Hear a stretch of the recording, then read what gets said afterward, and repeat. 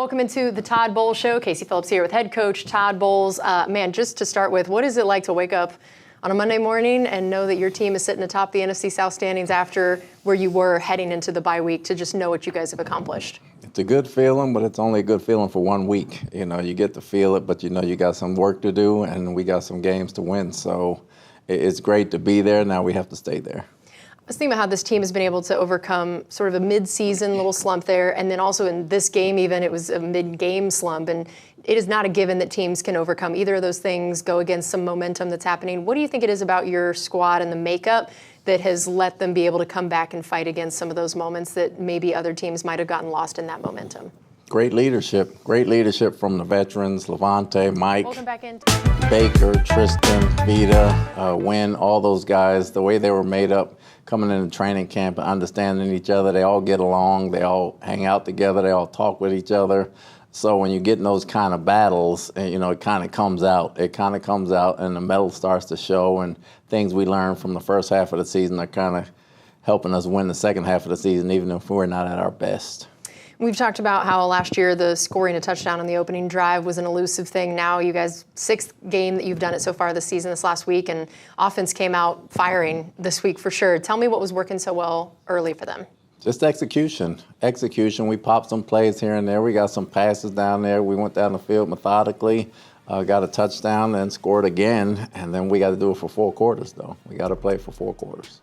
I know Jalen McMillan, a couple touchdowns on his birthday. Not a bad birthday for him. I know he hadn't had a trip to the end zone since that very first week of the season. Why was this game one that became Jalen's day? Really coming into his own. You know, he's been running routes great in practice. He's been locked in on the offense. He's been dialed in. B-Mac does a great job getting those guys ready. And when you're going to have double teams on Mike on the other side, it starts to be his time. Yeah, take us through his 2 touchdowns and what worked so well, especially from the play call standpoint and then the execution. The first one, it was a little stutter play. It was a fake screen. He came out, the DB bit up, Baker threw it over the top. And the last one, obviously it was 3rd and 6. We knew a first down would ice the ball game. A touchdown even iced it more. He got the screen. He got a heck of a block in there, and he kind of high-stepped into the end zone. I know also the last couple drives had plays of 32, 34, 44 yards. How important were those chunk plays late in the game, and what had started to happen to bring those about in pretty quick succession there? They were huge chunk plays. We needed it. We were struggling a little bit offensively to get going in the second half. It was kind of a stalemate for a while in a 14-10 game going into the 4th quarter, and we popped a few runs. Rashad, he ran well. He ran tough all day long. We got a big play by Mike over the middle. He got us some plays, and he hurdled the guy. Sean made a big play as well, and the chunk plays helped us win the ball game. And tell us specifically about Sean Tucker's 34-yard run. What stood out about all the different guys that contributed to make that one happen? O-line did a heck of a job. He came around, he got in Tristan's hip pocket, and Tristan came around, and I saw daylight, and Sean kind of peeked out of there, and he ran for daylight, and he ran down into the red zone.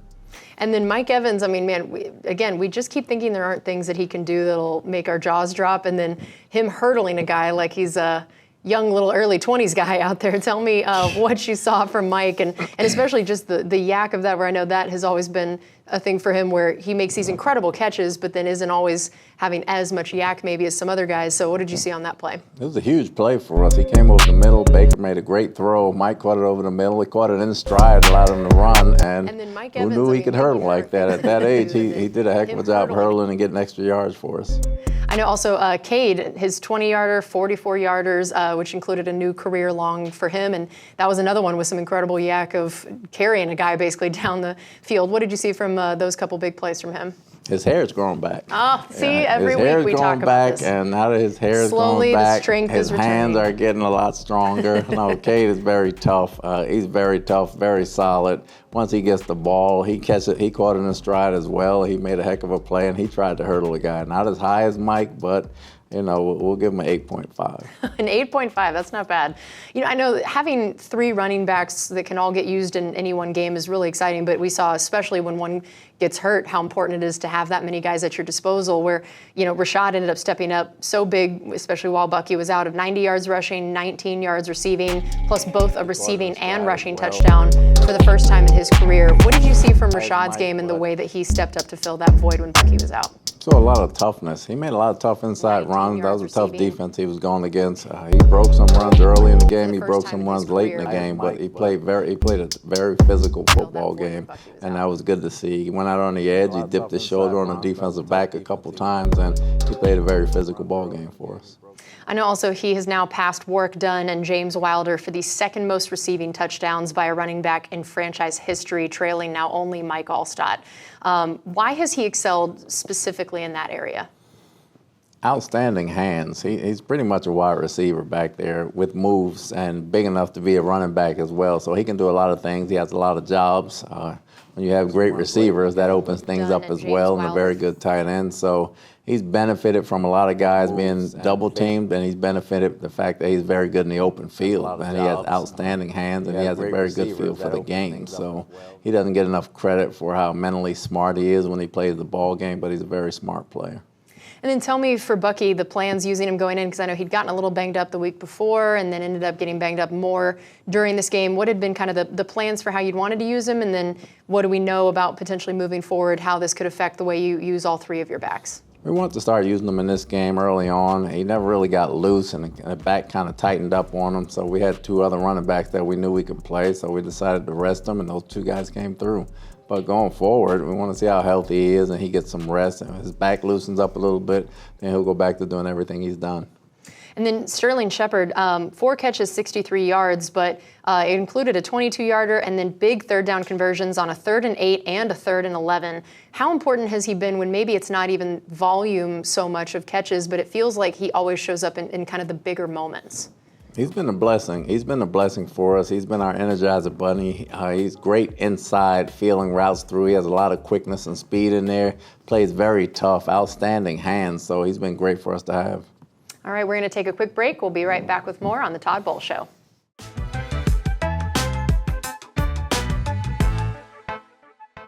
Welcome back into the Todd Bowles Show. Casey Phillips here with head coach Todd Bowles. I know Baker ended up getting sacked a few more times than would have enjoyed this game. Tell me what was going on each of those, how much were coverage, holding on to it, giving up on the protection from the offensive line. What did you see? I thought two of them were coverage sacks. One of them, they got back there, and one time nobody was open. Trying to make things happen. We got to at least throw the ball away or find the outlet. All right, we're going to take a quick break. What did you see from the offensive line overall in the day? Because we know as much as he did take some sacks, the run game still was really productive. And what did you see overall? I thought they were tough runs. I thought they took turns fighting and battling against Crosby, who was a great defensive player. He got some plays off there, but they made some plays on him, and they block tough all the time. The biggest thing that they work together, they fight, and they cover up for each other.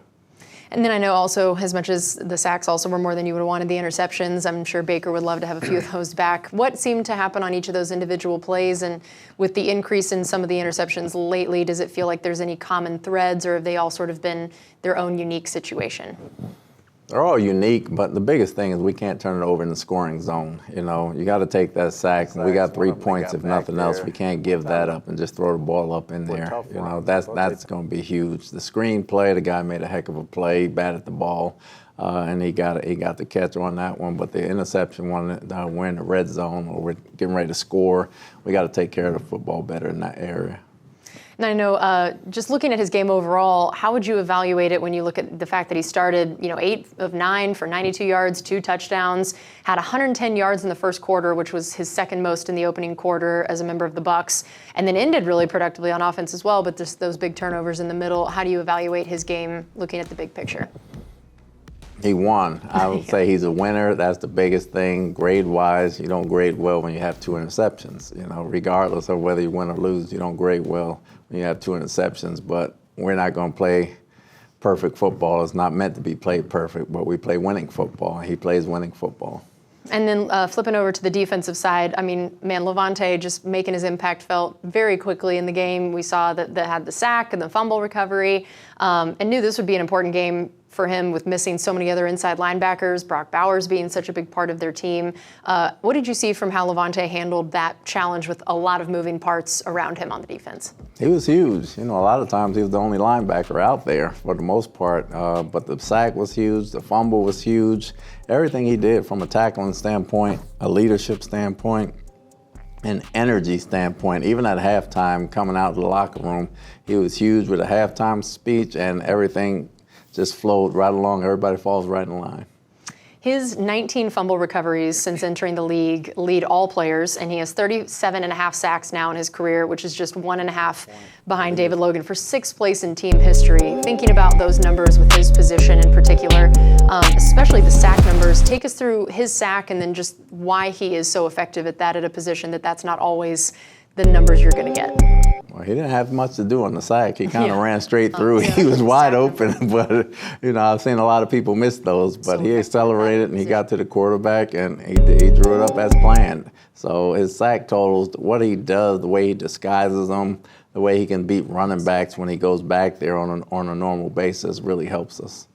And then I know you guys were able to hold them to 14 total yards of offense in the first quarter. It's the second fewest in the first quarter of a game this season, and then started the second half with an interception, 2 punts. What seemed to be going well early in both halves? Just understanding the game plan. Everybody was executing. Everybody was on the same page. If you can win first down and get them behind the sticks, it plays to your advantage. We talked about how Brock Bowers has been such a huge part of their offense all season. You guys held him to just 3 catches. What seemed to work well in the game plan against him, both from a planning and execution standpoint? Combination of pressuring the quarterback, the coverage disguises, switching up the packages a little bit, and just making sure we knew where he was at all times. I know also they had that drive in the third quarter that ate up over 10 minutes. The third longest drive in the NFL this season in time, and then of course ends with the Tykee Smith interception. Explain that play, the importance of what that ended up meaning to the game, specifically at coming on that drive. It was huge because we were out there a long time. They were dinking and dunking. They were methodically getting 4 yards, 6 yards, or 3 yards, and they were getting 3rd and 1s. They got a couple of 3rd and 1s down there. So to make that play in the red zone and turn them back, that's really a backbreaker when you get down there and do all that work and don't get anything. And Tykee made a heck of a play on his ex-teammate, who was a great player. He's a great tight end. He's a great player, but Tykee made a heck of a play on him. And then tell us a little bit about his big play ability. How rare is it to have a rookie who's able to go out and make some of these big plays but not be so aggressive that then he's also giving up some big plays as well? It's rare because he's a very intelligent football player. Not many rookies can take mental reps on the side, whether you're hurt or not in, and still go out there and execute and understand the game plan. He's one of the few guys that can do that. And what did just having him back on this defense mean?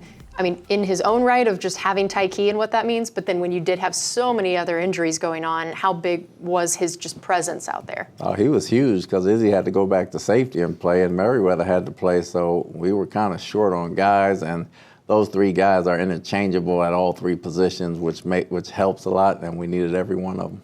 All right, we're going to take another break here on the Todd Bowles Show. We'll be right back.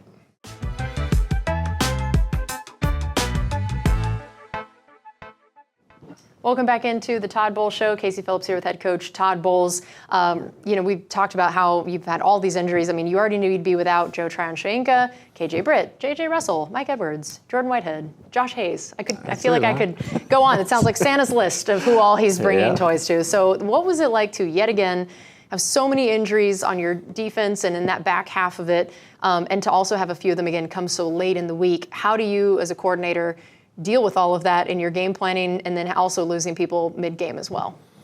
Well, as a coaching staff, we try to do a good job in the spring and the summer of moving people around. And if you make this team, we try to know exactly what you can do if we have to play you and when you go in the ball game without taking you out of your ball game. So they did a good job preparing all the safeties this week and mixing and matching between Rapone, Ross, Tim, and Rashad. They did an excellent job of making sure those guys understood the assignment, and when your number's called, you got to go up and play. We don't treat them any differently as starters. We feel like everybody's a starter, and when you go in, we expect you to perform. Yeah, and how do you balance sort of that next man up mindset with also trying to adjust the actual packages that you call up, of where you mentioned there's times, hey, Levante's going to be the only inside linebacker guy out there. That how do you decide when are those moments you just need to throw someone else in there and do what you normally do versus trying to change a little bit of the packages you dial up? According to what we see on film and what they can take advantage of and what we can hide and what we can take advantage of when we have certain people out there doing certain things and probably trying to confuse people a little bit as well. So it's a conglomeration of all of us, and it's not easy, but we make it work.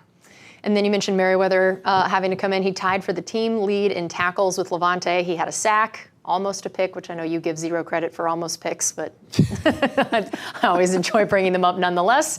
And just tell me about what you saw from his game, especially just coming back from the Lions practice squad so soon before this game and how he performed. It sounded like you gave him credit for an almost pick, but that's okay. Yeah. He came back. He had great recall. He's a tough player. He had all 3 spots he had to learn, and he had a lot of recall from going that. We know he's a very physical player around the line of scrimmage, but he's very methodical when he's back there. He made some great breaks on balls, some very good open field tackles, especially with the quarterback one on the 3rd and 5. He did well. He played well. He played very well. I was proud of the way he played. And then we've mentioned Christian Izzy and the same thing of what all he's been asked to do. Tell me about his role in this game and all the different ways you were needing to use him and how he performed in them. He probably had the hardest job because he had to know whether Tykee was in the game or Merriweather was in the game. That told him what he was. If Tykee came in the game, he was the strong safety. If Merriweather came in the game, he was the nickel.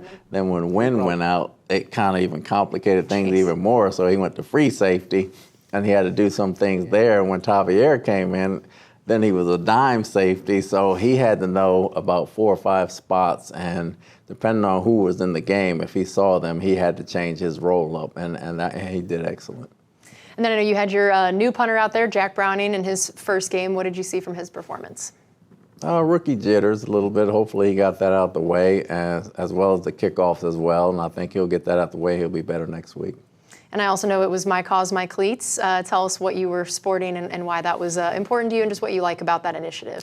For me, it was Autism Speaks. Obviously, my youngest has autism. Tyson's autistic, and I kind of wear those every year. And what better way to represent someone when you have someone in the same house? And, you know, just spreading the wealth and the knowledge of autism itself is very important, because you can see people on the street and not know, because it's not something that really shows when you see someone. So I think it gives everybody a chance to try to get more awareness on it and learn more about it. All right, we're going to take one more break here on the Todd Bowl Show. We'll be right back.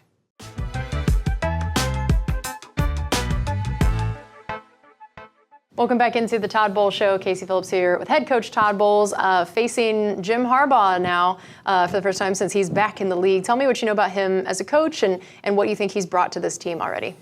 He brought a lot of toughness, a lot of discipline, very intelligent coach. For me, it was Autism Speaks. Very run-minded coach offensively, very sound defensively. They lead the league in scoring defense right now. Offensively, they got some great linemen up front. They like to pound the football, but then you got a quarterback that can really throw it, obviously, and they got McConkey from Georgia, who's a heck of a receiver. So it's going to be a tough challenge going all the way out there. We're fighting for a spot, and they're fighting for a spot.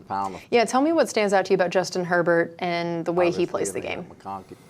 Intelligence. He can see the game. He can read coverages. He can throw it in tight spots. He's got a heck of a zip on the ball. He's one of the few people that can throw the ball down the field and throw it deep and throw it on the line drive, as well as put some air under it. And I know they obviously invested in the offensive line a bit this offseason. And how does that group serve him well? And then even when they've lost, you know, a J.K. Dobbins and just the other ways that they've been able to set their offense up for success starting at the front. Huge. Offensive line is huge. They got 2 great tackles. They're very good on the interior as well, so they can protect them and they can run the football. And defensively, what stands out to you about them? A lot of stars. I mean, 2 edge rushers. Obviously, Mack and Bosa are outstanding. Obviously, they got Derwin James as well. They got a linebacker, Henley, out of Washington State, who can really fly around, and they got a lot of names over there. And you mentioned the whole going over to the West Coast part. What are some of the decisions that go into the schedule of when you guys head out there, how you try to do other meetings and scheduling things when you're playing in that different time zone and have a long flight? Just trying to make sure we don't deter too far from our normal schedule. Obviously, it's 3 hours back, so we're going to have to adjust some things, getting out there a little earlier. A 4 o'clock game here is like a 1 o'clock game there, so getting to bed and curfew adjusting and moving that up and moving meetings up all take place so the guys can feel like they haven't lost any time or gained any time when we go out there. And what's the mindset you hope your team has now that you go from the chasing when you were behind the Falcons to now the controlling your own destiny? What does that change or not change about the way you want the team to be thinking about things and approaching things to stay hungry? Doesn't change anything. We're one game at a time. We play the next game. We're going to be hungry from here throughout. We're still in the chasing mode. You know, we're trying to win every game. We're trying to win every ball game to ensure that we don't have to rely on anybody. Well, Coach, thank you as always for your time, and good luck this week. Appreciate it.